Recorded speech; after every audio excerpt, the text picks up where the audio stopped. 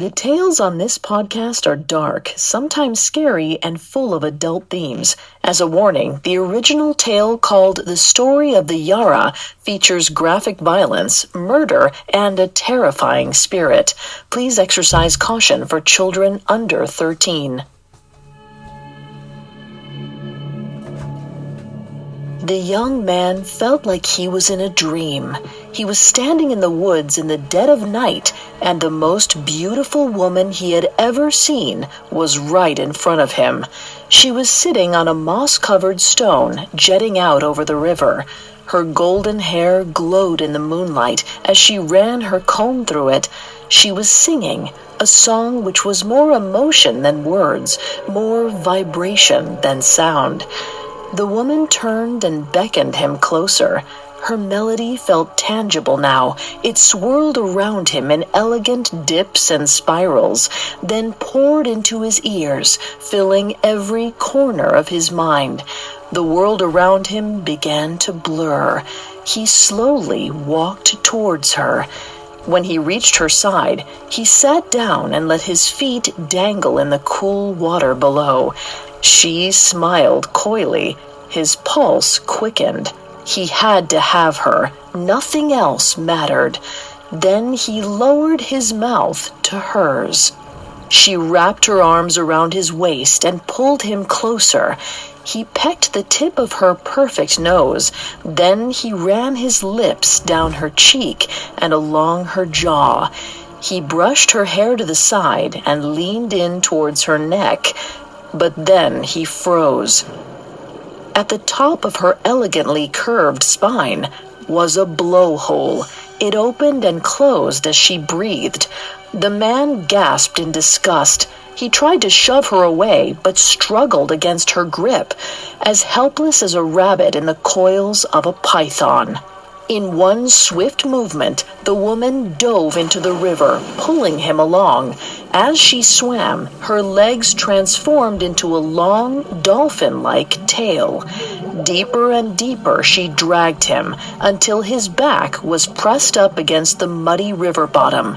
The last thing he saw was a pile of human skulls lodged into the riverbank like bricks in a wall.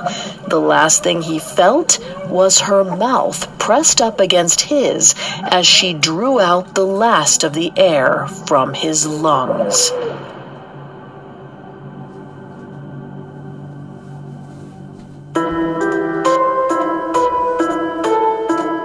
I'm Vanessa Richardson. You're listening to Tales, a Parcast original.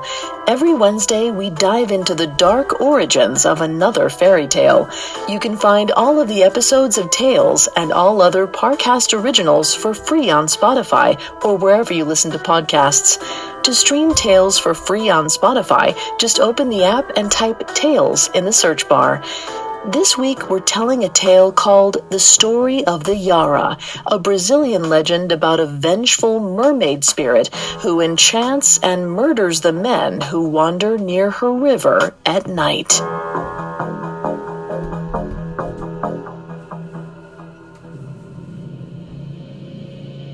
The oldest written version of the story of the Yara was published in 1904 by Andrew Lang and his wife Leonora in the Brown Fairy Book, one of 12 volumes in their collection of fairy tales gathered from countries all over the world. The word Yara comes from the old Tupi language and reportedly translates to Lady of the Lake or Water Queen. The story of the Yara originated from the Tupi tribe in the Amazon region in northern Brazil. Oral traditions claim she was a beautiful mermaid who lived in the Amazon's rivers. The Tupi tribe could use the legend as an explanation for people who went missing in the jungle. The Yara bears similarities to the Deer Woman of North America, La Patasola and La Tunda of Colombia, and La Llorona from Mexico. While the tales of their creations are all different, all of these mythical creatures prey on or seek vengeance against promiscuous men. They're all cautionary tales against infidelity. The Yara quickly became a prominent character in folklore across Brazil. Despite the indigenous people intermarrying with people from Portugal and Africa, the Yara's origin story managed to stay primarily the same. The only noteworthy variance is in the way she was described.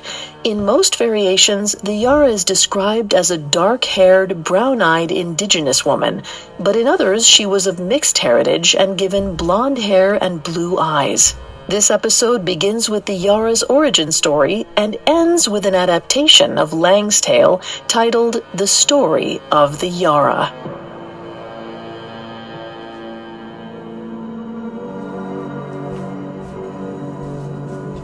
Yara faced the eldest of her 3 brothers. They were the last 2 warriors in the tournament, standing in a sparring ring, surrounded by their tribe. Yara bowed towards her brother. He reluctantly bowed back before saying, "It's not too late to drop out." Yara bit her lip. She knew he disapproved of her choice to compete, but she was making history as the first Tupi woman to join the games. Plus, she was having the time of her life. She said, "If you're worried that I will win, perhaps you should have trained harder." Yara was the most beautiful girl in the village, and she had used it to her advantage, convincing various tribe warriors to teach her how to fight. Every morning for the past several years, she had woken up before the sun to study battle tactics. Her brother clenched his jaw and said, "You are bringing shame to our father." Yara turned towards their dad, a Tupi shaman sitting in a place of honor up front. The shaman was sitting solemnly with arms crossed, but when Yara glanced his direction, he nodded subtly. An elder signaled the start of the game, and Yara rushed forward. If her brother landed a solid blow, he could take her down, so she used her smaller size and speed to her advantage. She effortlessly dodged each strike and then slipped under his guard to lash out at anything she could reach. It wasn't long before he was covered in bruises from the shaft of her spear. When the elders signaled that their time was up, Yara was declared the undisputed champion. The crowd erupted in celebration. Her brother broke his spear over his knee and stormed off. Their other 2 brothers ran to catch up with him. Yara's brothers spent the evening in heated discussion, trying to decide the best way to lessen their shame.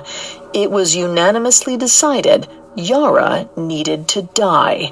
That way they could eat her flesh to absorb her abilities as a warrior for themselves. One night, while the skies were crying and lightning was racing across the clouds, they snuck into their sister's tent with spears and daggers at the ready. But Yara was a light sleeper, and she awoke the moment they set foot in her home. It was too dark for her to see the intruders, but when lightning lit up the sky, she saw the flash spark across their raised weapons. In a heartbeat, she was on her feet with a bone knife in each hand. Yara felt calm as the shadow figures charged her. Her instincts and years of training worked hand in hand as she dodged their blows and returned 2 strikes for every one of theirs. She sliced through the shadows and blood poured over her blades. Over and over, Yara stabbed through the bodies of her attackers until eventually they took their last shuddering breaths. Yara slid to the ground, every muscle trembling in exhaustion, and laid down next to the slain. Curious about who had ambushed her, she strained her eyes against the darkness. Then an ear-splitting crack of thunder rolled through the valley, and her tent lit up as bright as day. Yara clasped her hands over her mouth to stifle the sobs that choked her throat. All 3 of her brothers lay lifeless on her floor, their bodies torn to shreds. She scrambled to the edge of her room, as far away as she could get. There she sat for hours, knees clutched to her chest, covered in the blood of her brothers, while her mind broke.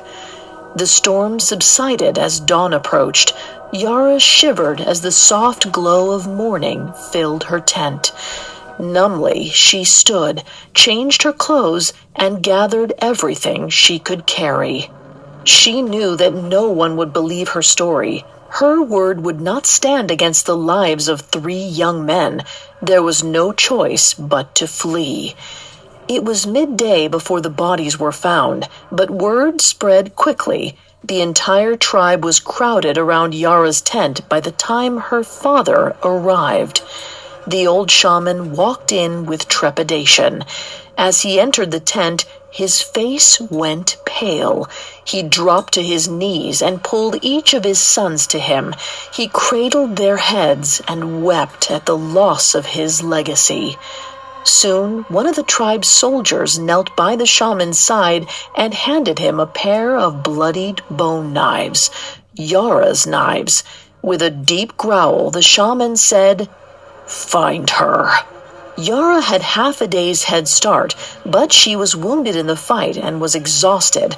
Within hours, the entire tribe was on her heels, and by nightfall, they had found her deep within the jungle. They dragged her to the riverbank by their village. Then they threw her, sobbing, at her father's feet. As Yara looked up, her heart sank. Looming above her were ivory fangs and hollowed eyes, a jaguar skull. Her father was wearing his ceremonial headdress. This meant she would not be defending herself to the man who raised her, but to the tribe's unsympathetic shaman. Yara pressed her forehead to the ground in front of his feet and tried to explain what had happened, but her father was unwilling to listen. He said, "I allowed you to spurn tradition and study combat, but I was wrong, and now you have brought devastation upon us." He reached out and brushed his fingers across his daughter's face. "I have created an abomination. It is my responsibility to destroy it." Yara clutched at her father's robes and pleaded for him to reconsider, but he kicked dirt in her face and turned away as a group of warriors surrounded her. They bound her hands and feet and dragged her to a rock which jutted over the deepest part of the river. Then they tied a large stone to her legs and threw her in. As she flew through the air, she could hear her friends and family, the same people who had celebrated her victories only days earlier, cheering her demise. They might as well have ripped her heart from her chest. For a moment, as the water surrounded her, Yara was grateful for the silence. She gazed peacefully at the full moon as she sunk further and further away from the surface. Then her lungs began to burn. She panicked, yanking against her restraints, but the knots were too tight and the rope burned against her skin. When she realized her struggle was futile, desperation gave way to rage. With the last bit of life in her body, she screamed into an empty abyss. But death was not the end of Yara. The dark depths of the river answered her cry. As her lifeless body sank, a school of fish surrounded her. Faster and faster they swam until she was engulfed in a whirlpool. As the water spun, her body was freed from the restraints and she began to transform. Her legs fused together into one large dolphin-like tail fin, and scales sprouted up across her skin. She opened her eyes and breathed in deep, gulping the water as if it were air. From that moment on, Yara was neither living nor dead. She was eternal, born of the river and fueled by rage. Yara's immortality came at a cost. She could not stray far from the place where she had died and could only appear to humans during the night. But in order to punish the people who had wronged her, she was given the gift of an enchanting song, a voice which was irresistible to the ears of men and held power over their minds. When she left the water, she reverted to her perfectly formed human state. The only blemish in her disguise was a single blowhole on the back of her neck. Every night when the moon rose, Yara climbed from the waters and perched along the riverbank. There she would brush her hair and sing as she waited for an unsuspecting man to drown. Years rolled by, and new generations of people were born and passed on. Yet Yara's thirst for blood was not quenched. The men who had birthed her rage had drowned in her arms long ago, but still she continued to kill. And with every death, the memory of her human life faded. Her hate was blinding, her vengeance absolute, and as more and more men went missing, the legend of the Yara spread. Coming up, a pair of young lovers attempt to overcome the Yara's powers. Hi listeners, Parcast has teamed up with the co-hosts from the hit podcast Morbid to bring you the next big thing in true crime and podcasts and countdowns. It's called Crime Countdown, and you can hear new episodes every Monday. Here's Ash and Elena to tell you more. Hi, I'm Ash. And I'm Elena, and we're hosting the new Parcast original series, Crime Countdown. Ever wonder who the worst serial killer was? How about the creepiest cult? Or which is the coldest of all cold cases? Well, Parcast thinks you deserve answers. Or at least some passionate opinions, and they even listed us and the Parcast research gods to get to the bottom of things. Every Monday on Crime Countdown, we'll discuss 10 unsettling true crime stories centered around a common theme. We'll try to shock, surprise, and one-up each other, debating each case and its ranking with just a hint of humor. We can't help it! Episode topics range from the off-putting to the offbeat and include the top 10 fatal romances, the top 10 Zodiac killer theories, and even the top 10 stolen body parts. We may not always agree, and we may not be experts. But that's what the research gods are for. Follow our new series, Crime Countdown, free on Spotify or wherever you get your podcasts. Now, back to the story. Yara was the most skilled warrior in her tribe, but when she was attacked by her jealous brothers and accidentally killed them, her entire community turned against her. She was sentenced to death and thrown in the river to drown. And yet a magical transformation allowed her to live on as a mermaid spirit who lured men to their deaths. Generations passed before she was faced with a real challenge to her powers. During the hottest days of summer, a young man named Alonso left his home for the first time. He had always wanted to live close to water, so he moved to a small town by the intersection of the Rio Negro and the Solimoes of the Amazon River. The heat was so overwhelming that Alonso struggled to sleep. So before going to bed each night, he made a habit of walking into the jungle and bathing in the deep, dark pools of the Amazon. Thinking of the cool, refreshing water made his long and lonely workdays bearable. Soon the time came for the festival do Boi Bumba. It was held on the island of Tupinambarana, and all of the surrounding villages attended. This was one of the largest celebrations in Brazil, and Alonso had always wanted to attend. He was excited to finally witness the famous tradition and to hopefully make new friends. Everyone flocked to the party. Some rode in golden carriages, and others walked, but everyone wore elaborate red or blue outfits, and all of the women had wreaths of flowers in their hair. Alonso wandered through the crowds in awe, trying to see as many of the different games and dances as he could. While he watched, one particular girl caught his eye. Unlike the others, she was wearing a white dress and a crown of scarlet pomegranates upon her long, dark hair. When she danced, it was as if she had boundless energy, springing through the steps with a gleeful passion. Alonso was enchanted by her laughter and enamored by her radiant smile. Throughout the day, he tried to work up the courage to introduce himself, but she was almost always surrounded by friends, deep in conversation.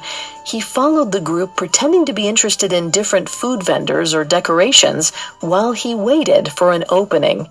Later in the evening, he got his opportunity. The girl had noticed a particularly large purple passion flower and fell behind her friends as she stopped to admire it. While Alonzo hurried in her direction, he accidentally stepped too close to some dancers. A young lady looped her elbow through his and dragged him into the fray. He was too polite to pull away, and so instead he stumbled around, attempting to mimic their movements until the song was over. But by then, the mystery girl was gone. After the festival ended, Alonzo couldn't get her out of his mind. During the day, he was distracted by thoughts of her, and at night, the idea that he may never see her again made him toss and turn. Whenever he got lost in desire, he found himself drawn to the river, as if something was telling him the answer to his ceaseless pining waited in its waters. For the next several weeks, floating in the calm pools was the only thing that brought him any peace.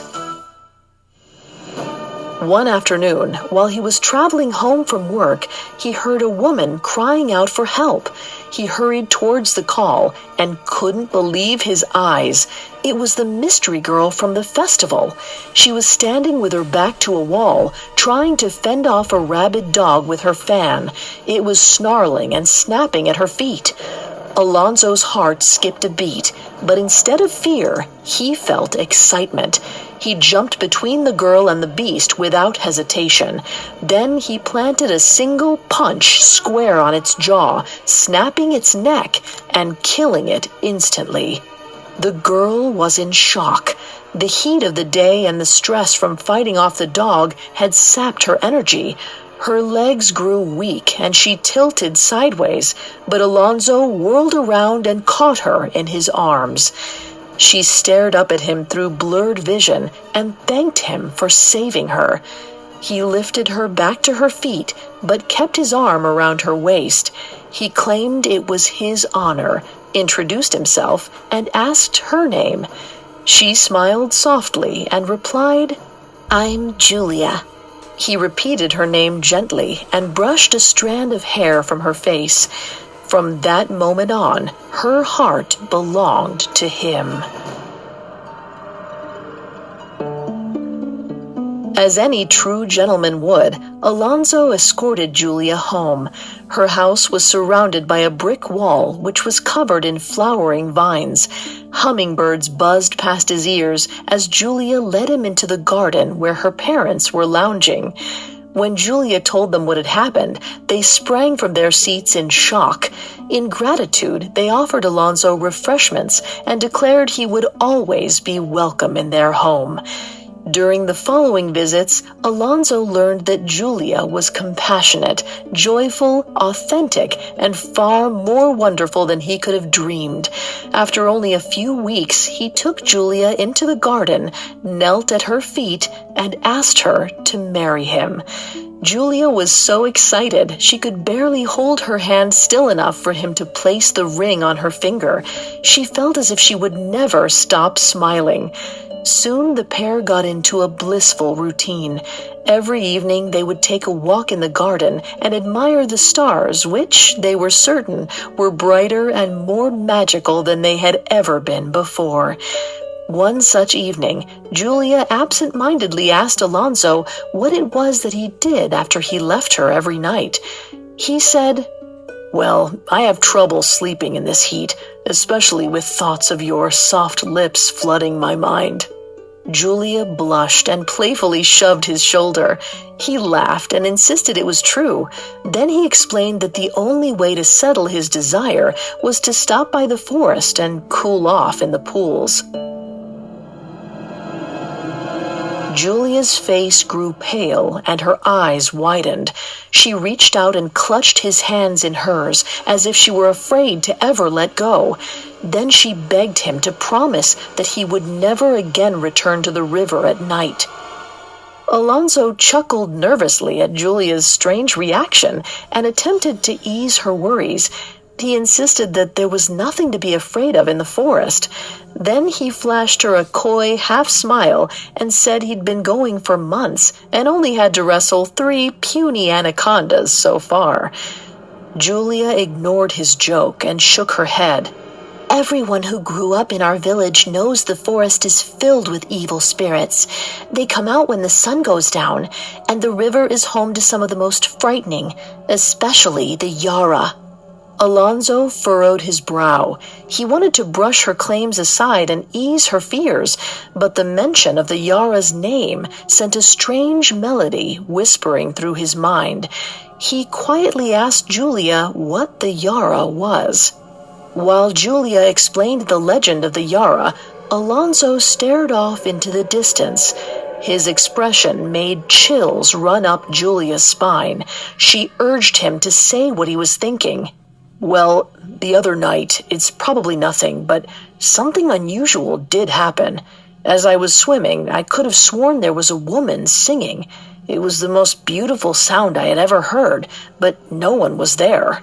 Julia began to sob. She knew that a man only needed to hear the song once for it to take root in his mind and drive him mad. She fell to her knees and begged him, for the sake of their future together, to never enter the forest or bathe in the pools again.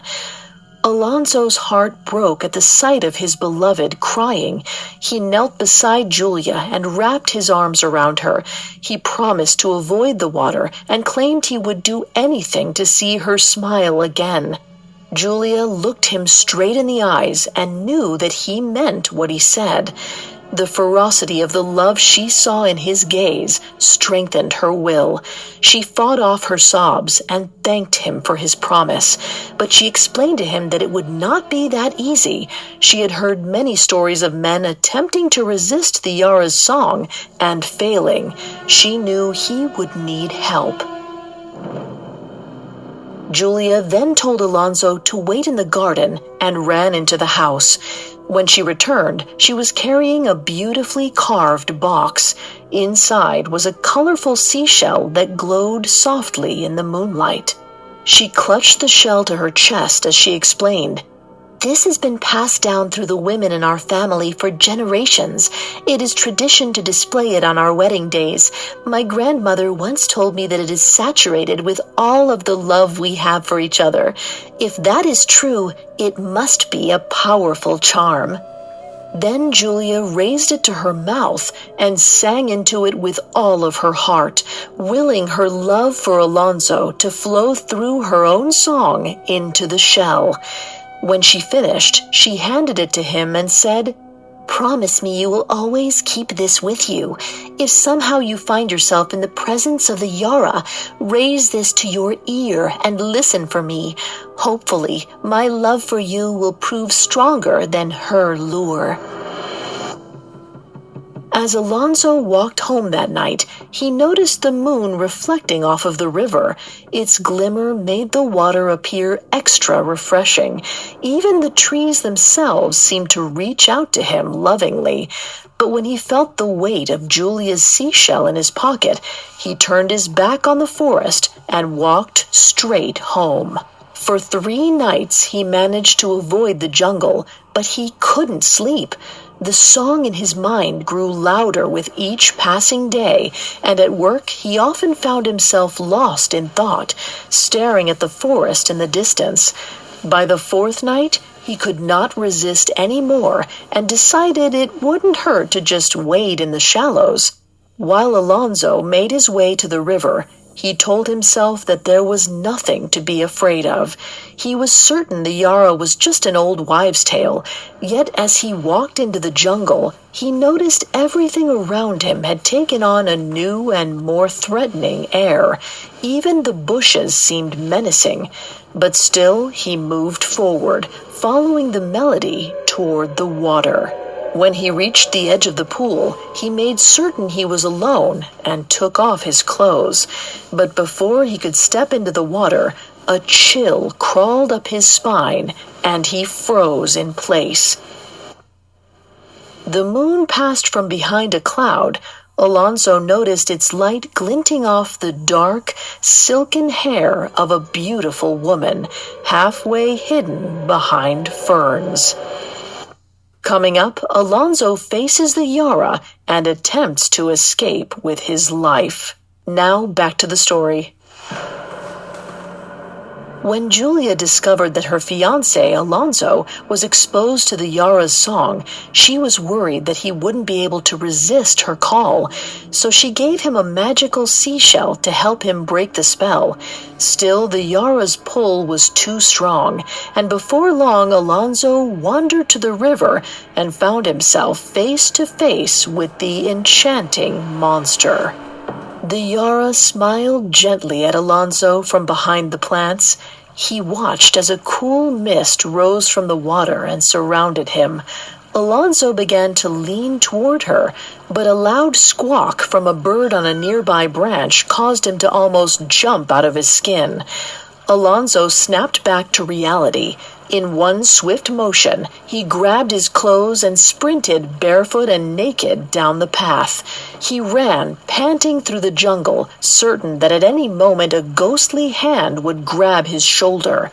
But once he was clear of the trees, he finally paused to catch his breath.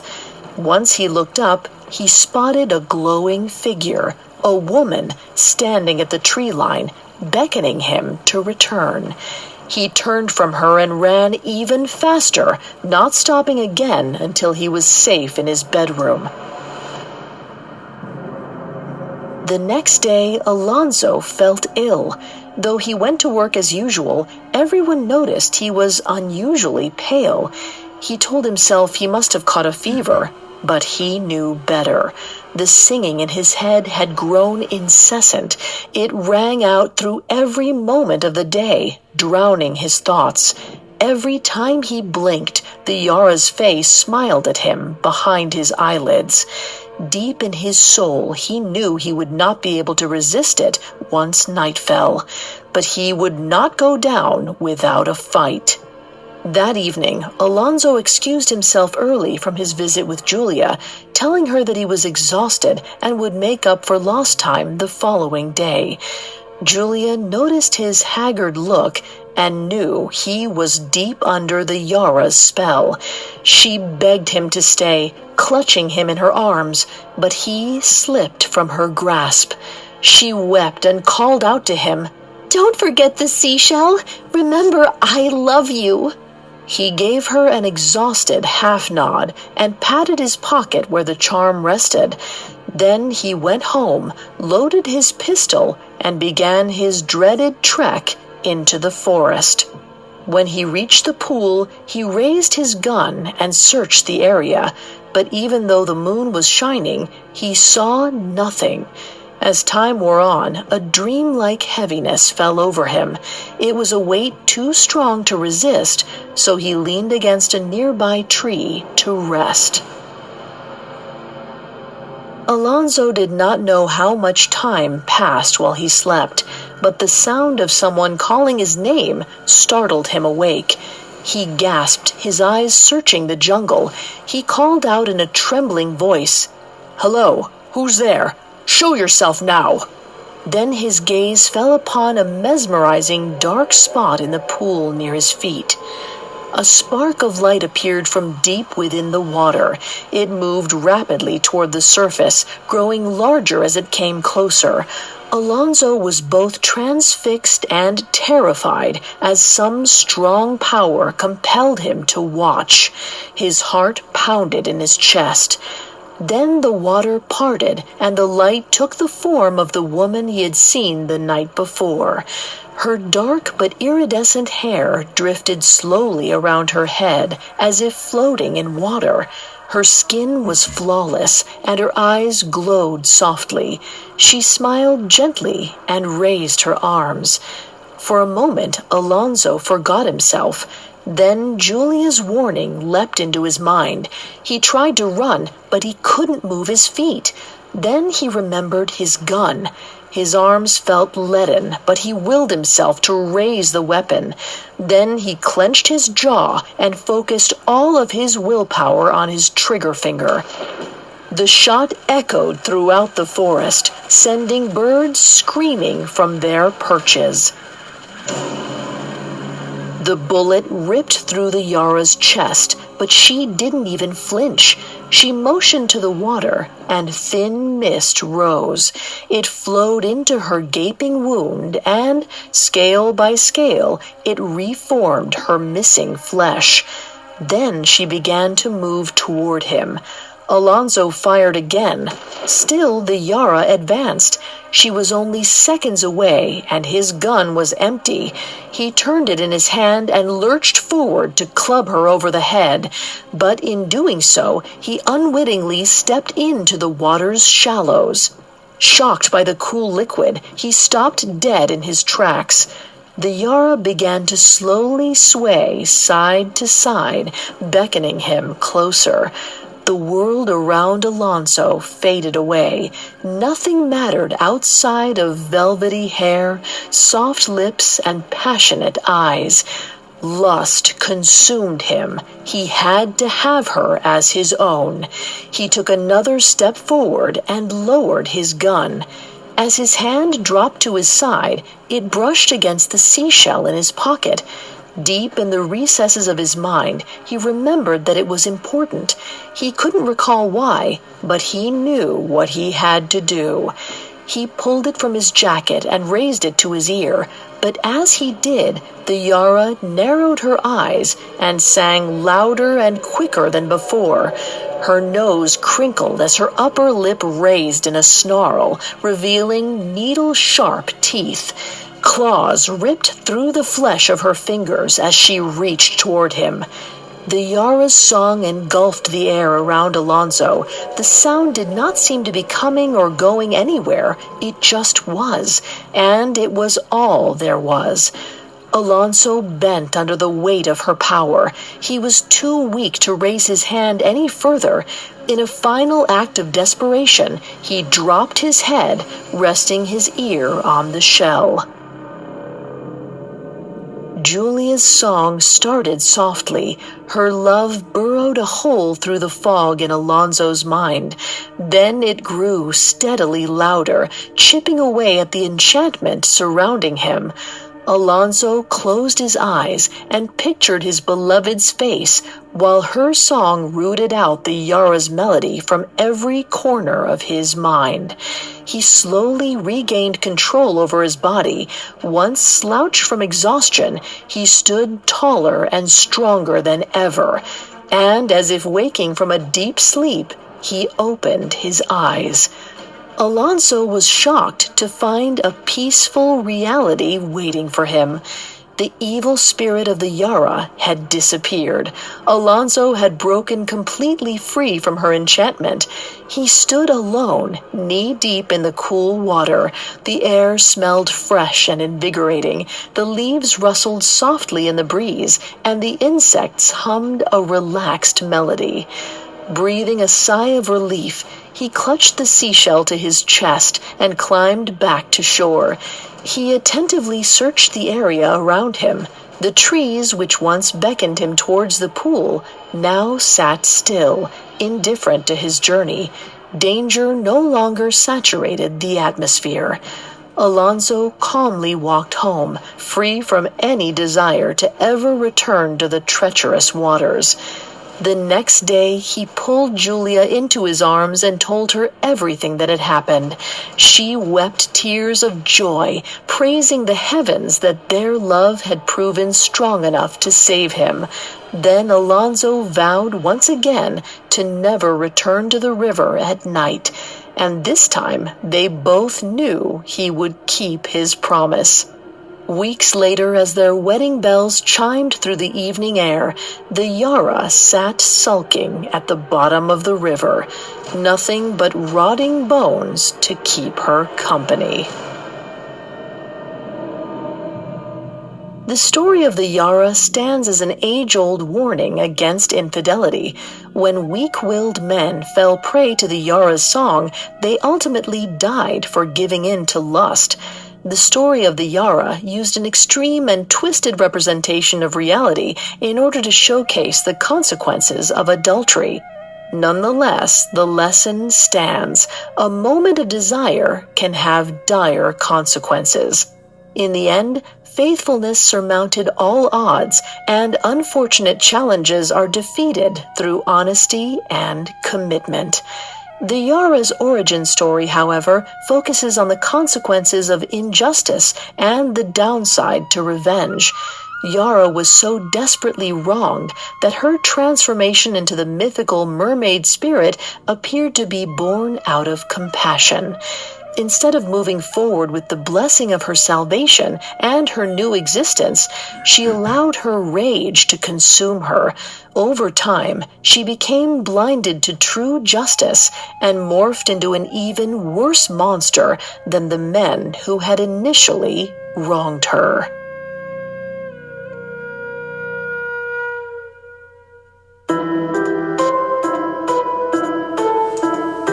Thanks for listening to Tales. We'll be back next week with a new episode. You can find more episodes of Tales and all other Parcast originals for free on Spotify. Not only does Spotify already have all of your favorite music, but now Spotify is making it easy for you to enjoy all of your favorite Parcast originals, like Tales, for free from your phone, desktop, or smart speaker. To stream Tales on Spotify, just open the app, tap Browse, and type Tales in the search bar. And don't forget to follow us on Facebook and Instagram at Parcast and Twitter at Parcast Network. Join me next week for another dark and surprising fairy tale.